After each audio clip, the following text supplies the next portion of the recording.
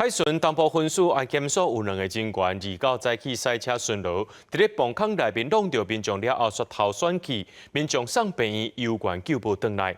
警方找到这2个警员的时阵，一开始是唔承认，安检所的主管阁协助到暗勘，一直到警方提出监视器画面，这2个人才承认。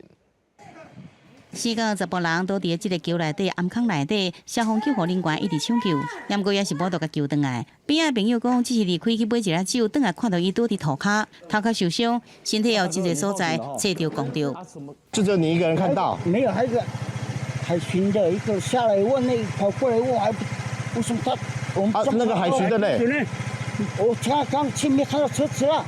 安检所也派人到现场来关心，不过警方调看这个周边的监视器，发现案发前后只有海巡的公务车经过这个暗坑，而且车身明显海震动，造成事故2个海巡人员才承认犯案，也不过行车记录器内底资料已经互清除啊，想要来消灭这个证据。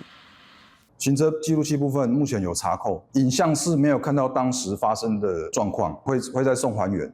代志发生伫花莲大高顶线59.76公里的所在。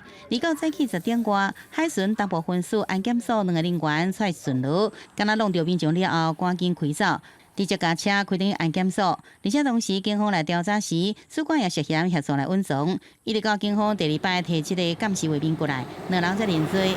警方依照过失致死这罪嫌，甲这2个巡逻人员移送法办。如查证属实，本队将相关的资料报上级。 实施最严厉的处分。海巡署讲已经启动态度的停驶，东部分署会调开公平会严厉来处罚。那么涉案人员已经停派昆布，配合司法单位的调查。记者综合报道。